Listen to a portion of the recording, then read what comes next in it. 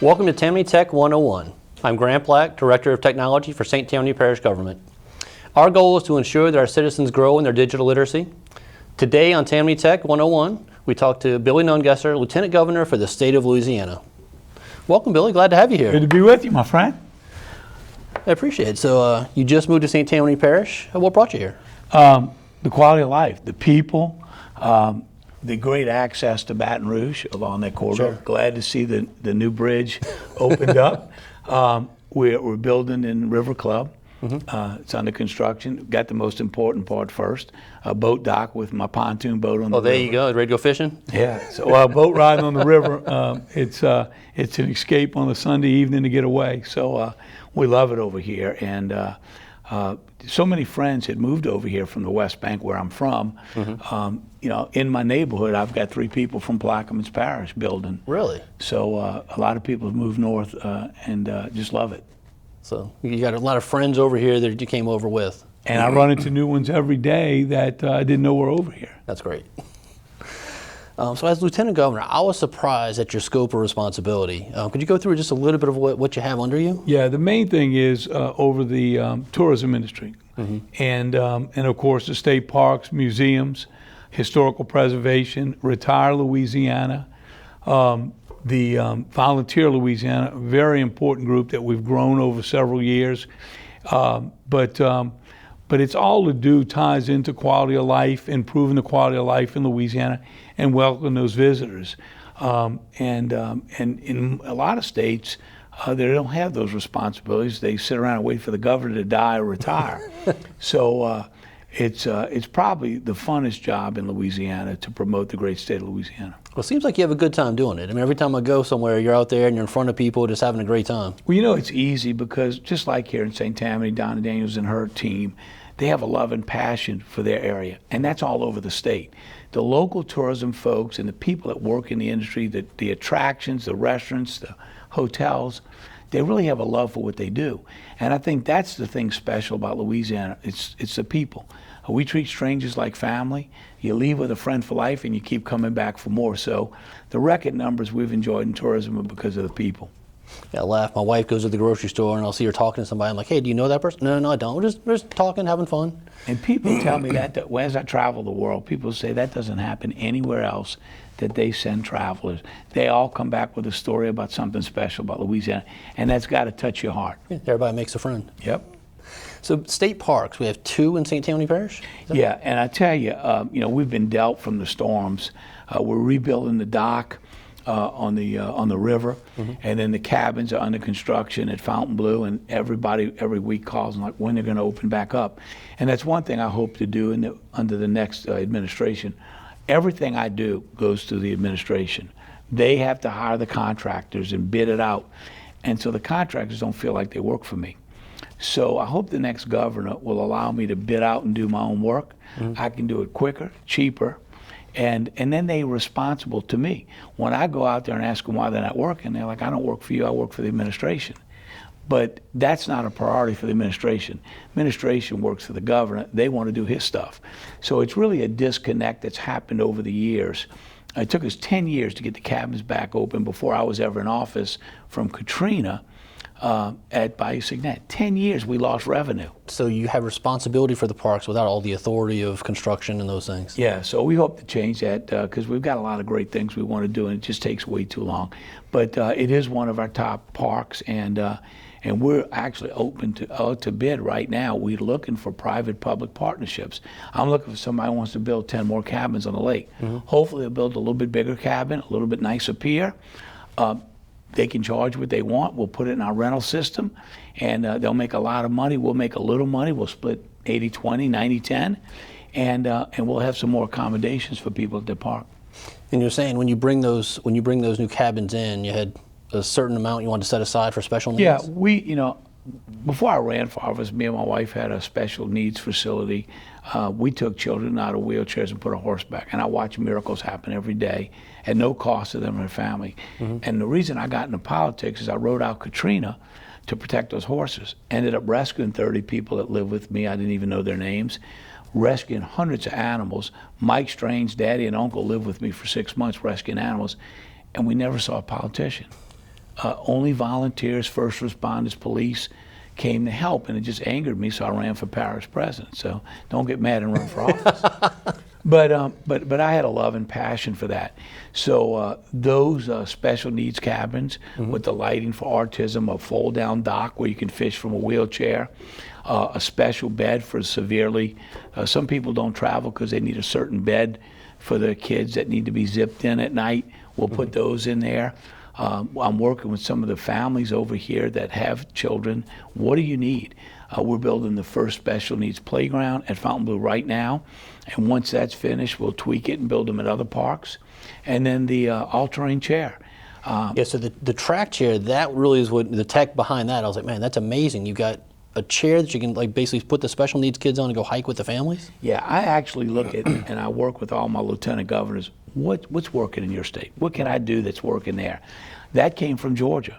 A young lady lost her arms and legs. She used to mountain climb, and she wanted to stay in the outdoors. And she designed it. They're in all the parks in Georgia, free.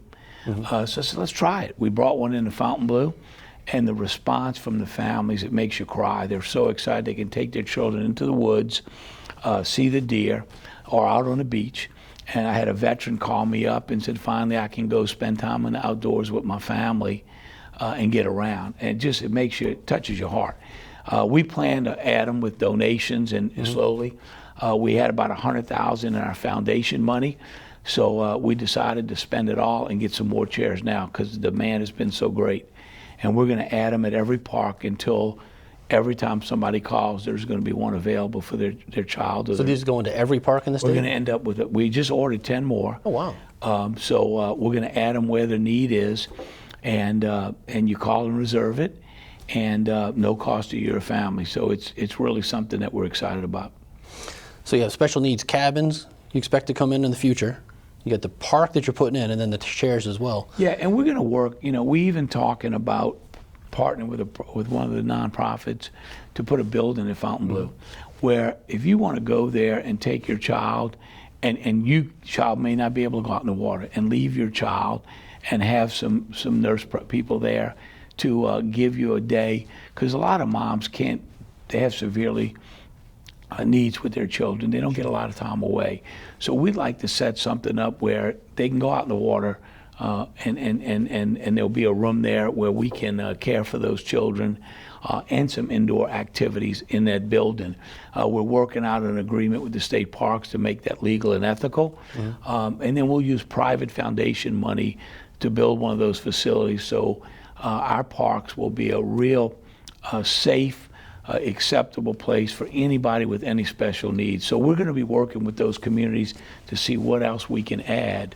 So I look at what Fontainebleau Park was when I was a child. I mean, I grew up here. I went there all the time. I mean, it's a very different park now than what it was, 10 years ago. Well, we still got a lot of work to do. When I took office, Jay Darden said, Billy, you got to close 7 state parks. Good luck at picking which 7 to close. I'm like, why? He said, you don't have the money to keep them all open. I said, well, why didn't you close them? He said, I was running for governor. I wasn't closing them. I said, great. But we went around. We cut a lot of wasteful spending. We got incredible employees. I said, look, it's going to be tough for the foreseeable future because I can't add employees. So we have to buckle down. And we worked. Our sheriffs really helped us. We went out and bought toilets at Home Depot and installed them because we had bathrooms with no toilets. Yeah. We kept them open. We made them safe. And now we're improving them. And if you notice, when you leave the park, there's a sign with an email. Hope you had a great time. Let me hear from you.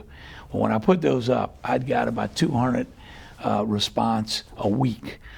We don't have in-ground sewage. We don't have trash cans. We don't have the electricals not working. So we made a list, prioritized it. We're going to add in-ground sewage to every site. That's something we're out to bid out right now. If somebody wants to install it for us and charge an extra $5 till they get their money back with a profit, we'll do that. But we want to have great pads, fire pits, picnic equipment, and those make them attractive. So with the public-private partnerships, you really found a way to keep everything open and then enhance the parks as well. We actually have parks making money. Before the storms, we had 7 making a profit.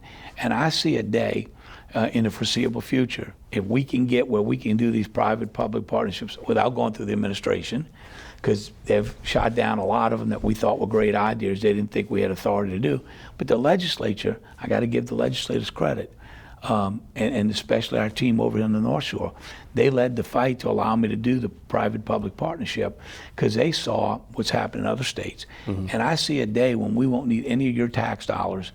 Our parks will generate millions of dollars, and we can use that money in this community for culture, recreation, tourism.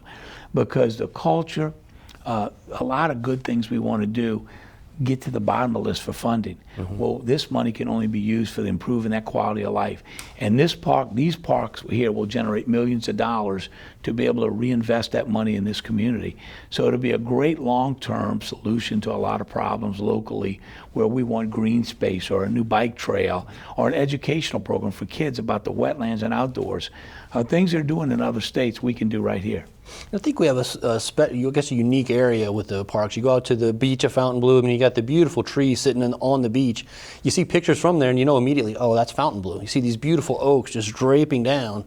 You're like, oh, that's Fontainebleau. So I mean, it's really unique. And I got to thank a local high school senior. I spoke to them and I asked them to take a staycation. Go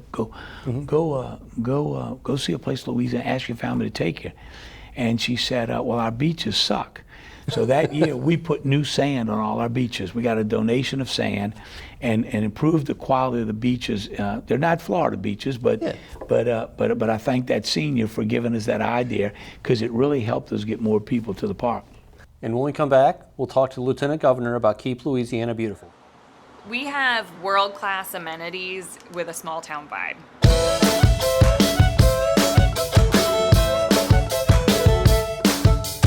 What I love about the North Shore is the people, they're friendly. How you doing? A good handshake, just genuine.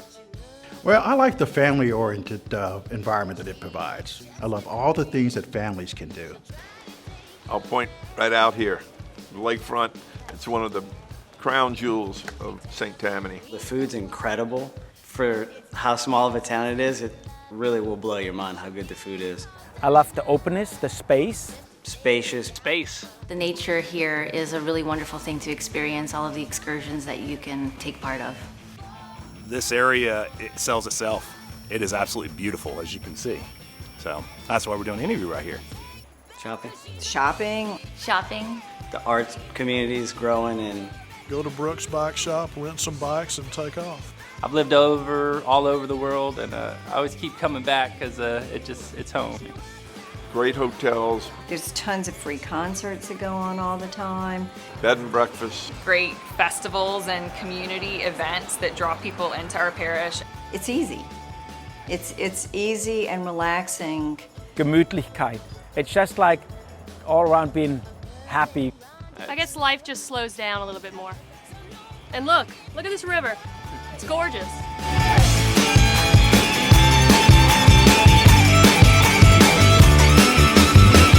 We love our Louisiana North Shore. We love our Louisiana North Shore. We love our Louisiana North Shore. We love our Louisiana North Shore. And we are back with Lieutenant Governor Billy Nungesser. Welcome back. Glad to be with you. So we'd like to go into Keep Louisiana Beautiful, which is also under your purview. Yeah, we 2 years ago, we got a dirty state. 2 years ago, I asked the legislature to move it under my office. After a year, beating my head against the wall, I went to the governor, and the department heads didn't think we were going to be able to make a difference. They're just going to litter. Well, after the governor put a task force under my office to go clean up Louisiana, they changed their tune. Wildlife fisheries, DOTD, the environmental groups, all got on board. And they've really made a difference. But I learned quickly that a lot of people we pay on a state level to pick up trash, they don't do it. They don't think it's necessary. They cut the grass and cut it up. So we found that all the directors from St. Tammany Parish went out with President Cooper picking up trash, and that's what we found. There was a lot of trash that had been run over by lawnmowers, and we had to try and pick up. So I hope next year to ask the legislature to take grass cutting and trash away from DOTD. They need to focus on fixing our road, bridges, and highways. They do too much stuff that they don't do a good job of because that's not their main job. Let us take that on. I'll work with local governments. The money we spend on a state level, I believe if we give it to local governments or the sheriffs, they will gladly cut the grass or pick up the trash, or they'll bid it out to a local person who really wants to keep it up. Because a lot of these out-of-town companies, they don't even do what they get paid for. Some of them admitted they don't pick up the trash, but they get paid to do it. So we can fix that. But we partner with the DARE program to teach our kids. I ask every elected official go speak in the schools. I love talking to the kids, and I tell them, you go home and tell your parents, if they litter, you're going to call Lieutenant Governor. I had a couple moms call the office. Did you really tell my son that? Absolutely. I just want to make sure he's not lying to me. But we've got to change the mindset in Louisiana. We're giving out grants for garbage cans on an angle where you can pull over and throw it out. I did that in Plaquemines. It took 90% of the garbage off the highway. Decorative cans downtown. I want everybody where they shop, and I've written letters to every Walmart, the drugstores, put the garbage cans back in the parking lot and empty them. Cracker Barrel is the only one that does that, and you never see trash. If you see a garbage can, you'll go put it in there before you throw it out. Sure. So we need every strip mall, every business to put a garbage can and be a good student, clean your parking lot and the highway in front of your business. We'd like to take over the Adopt a Highway program. And we want to put up signs, first, second, third offense, so you know what it's going to cost. And Rick Moore has been a champion. He's a constable over here. He works with me on the Keep Louisiana Beautiful. He's setting up the litter courts in every parish so it doesn't clog up the court system. You can take a picture, fill out an affidavit. They get a ticket in the mail. It goes to the Justice of the Peace. You get a ticket, you're not going to litter after that. So we want to make sure we're covering every aspect of this. And look, people are passionate about it. Less than about 15% of the people actually litter, and we pay the price for it. Last year, for the last 2 years, we've grown. This year, for Love the Boot Week, we had our largest cleanup ever. Every parish had teams out there. We had high schools, colleges, civic, church groups, individuals. It was the largest cleanup ever. Over 500-something groups all over the state. And every fourth Saturday is a cleanup day in Louisiana. If you can't do it that day, go out and do it another day. My neighborhood, I brought a bunch of the tongs home. I give them out in the neighborhood. We go out and do it once a month. So everybody can make a difference if you do it. Clean out the back of your pickup truck. So it's something that we're not going to take our foot off the gas until Louisiana is clean. So I have some stats from Donna. Sarah Hill gave them to me from her office. There's 2,777 individual volunteers with 61,493 hours removed 313 tons of litter across 64 parishes. That's extraordinary. It really is. And I tell you, I've seen a real difference in St. Tammany. People take pride. And when they see it clean, like when you pull up to a corner and you see trash, you're 85% less likely to throw something out if there's no trash. Sure. If you see them, oh, it's another cup. So cleaning up over and over again, we're seeing less and less litter going to those areas. Well, like the trash cans, you have the sideways trash cans. I tell my team all the time, make it easy to do the right thing. Well, we're trying to get permission from DOTD to put them on we want to do a test market here in St. Tammany where it's a wide turn to get on, where you could pull over safely and throw it out. We want to put them on 4Xs. 75% of the garbage thrown out your vehicle is done in the first 5 minutes on the interstate. The rest of the garbage blows out of trucks, pickup trucks, or off for unsecure loads. And you can report those. If you see a truck that's not properly secured, write down a license plate, take a picture of it. They'll get a ticket.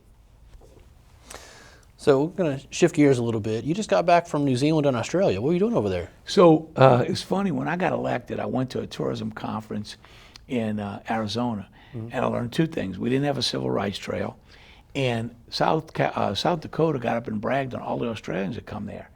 And they spent a lot of money, so I asked the lady after, I said, what do you have in South Dakota? Not much, but I go there. And everyone in Australia, New Zealand, they use a travel consultant or travel agent because it's so far. They visit 1, 2, 3, or 4 states.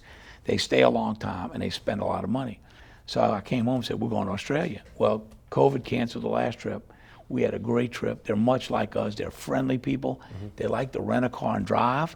And now we've got direct flights into Houston and Dallas. So we'll be able to get those people, a lot of them go to Florida. Sure. So they'll make several stops across Louisiana as they go. Great market for us. They're already about our 11th largest international market, and I think we can get them in the top 5 just by the love and passion they have for having a good time. We brought all kind of Louisiana spices. We found some chefs in some restaurants to cook some gumbo and etouffee. We invited all the travel writers and all the tour operators to dinner in every place. And we said, and the chef talked about how he did the Louisiana dishes.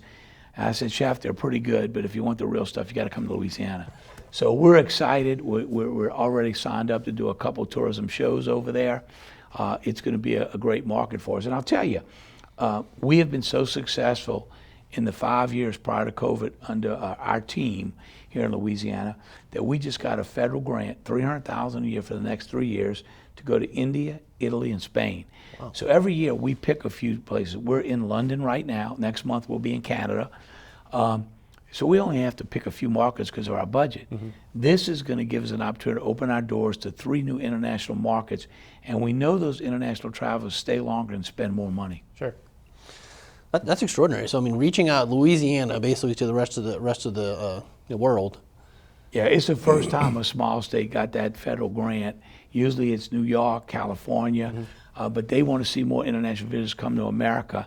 And for Louisiana, one of only 6 states to get that grant was pretty special. No, it's a big deal. And also, you built a float. Yeah, we had 2 floats. You know, during COVID, we talked every day. How do we come out of this better than other states? Because they all doubled their tourism budgets. And what do we do better than anybody? We throw a parade. So we looked around the country. We went up and put a Macy's float together. The first float they gave us, I would put our name on it. So we went back and forth. I said, we need a wow factor. So we got that super gator crawling down the streets of New York. It worked so well, we went to Pasadena and we got a float there. Second year, we had all our queens from around the state represent every part of the state. Incredible ambassadors. They were at that den every morning. And I tell you, Louisianans are invited out this year to the Rose Parade. We decorate that float with all volunteers. Now, some have been volunteering since they were kids. They know what they're doing. But we had over 100 Louisianans come out. I promise you, it ought to be on everybody's bucket list to see those fresh flowers. We put 130,000 roses on that float in 3 days. Incredible. We found a lady in Pasadena owns a beignet truck. A little old lady in Pasadena. It's a song, but we hired her. She comes in and have hot beignets from 5 to 9 to feed everybody, decorating all the floats. It's just an incredible time. The week after Christmas, if you can make the trip, we have a shuttle, takes everybody from the hotel to the den to decorate. It should be on everybody's bucket list. Well, no, it's very exciting. So the last thing here, bring a noodle. What is that? Actually, a young lady, Shelley, who lives over here in Madisonville, lost her fiance in the rip currents in Florida. And she had this for a while, trying to promote it with not a lot of help. So I told her, we'll do it. We put together a public service announcement, some billboards that are going up now. And I learned that we've lost, I believe, over a dozen Louisianans last year in the Florida waters drowning. We also had a lady and her daughter. They found her son walking the highways in Cameron. She drowned on the beaches there. So we're putting signs up at all of our beaches to make sure. You can go to a website to look if there's a rip current at that time. But just to be aware of it, if you bring a flotation device in the water and you're pulled out, it's going to let you go after a certain amount of time. You can swim sideways, come back to shore. But to educate people and have it in their mind when they go in the waters will help more survive. It's a senseless way to lose a loved one when you're going over there or you're going to the beach in Grand Isle or wherever for a good time. So we just want to educate the public so we don't lose more people to this horrible drowning. So it's Bring a Noodle is the campaign. That's a great program. So what's next? I mean, you got all this stuff going on. What's coming up? Well, we just announced yesterday, you know, we always look for something to do on Labor Day weekend to keep the hotels, attractions, restaurants full. Last year, the state sponsored the LSU Florida State game to keep that in New Orleans, not go to Florida. So this year, we partnered with the Sugar Bowl, and Garth Brooks and Lainey Wilson will be playing Labor Day weekend in the Dome. He announced yesterday tickets are under $100. Wow. And he's given all the profits back to Sugar Bowl to do good things in the community. What an incredible. That's a huge get. It is. Just incredible. And Lainey Wilson, who performed on the float last year at Rose Parade, local girl, will be leading off that show. We couldn't be more proud of her. So that'll be a great way to fill up every surrounding community hotel during Labor Day weekend. We'll have some events in Champion Square all weekend. So it'll be a great opportunity for us to keep them hotels full. And then, of course, we got fair and festival season Those men and women and families that put on those fair and festivals, none of them get paid. 400 fairs and festivals in Louisiana. What a great tool in our toolbox to promote Louisiana all over the world, all over Louisiana.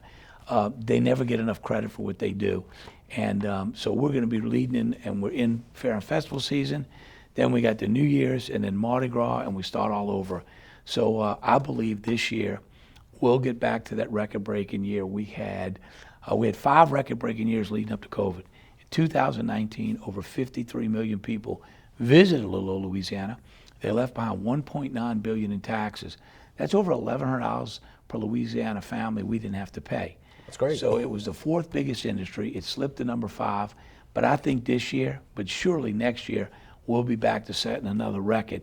It is a big industry, supports over 250,000 families in Louisiana, make their living in the hospitality industry. So, and I tell you, I got to give another shout out to Donna and her team in St. Tammany. They're always thinking outside the box, looking for new things to bring people into this community, and I love working with the team here. That's a great team. Well, thank you for coming on, Lieutenant Governor. Appreciate it. Always glad to be with you. Thank you for watching. I'm Grant Black. Please join us again next time for Tammany Tech 101.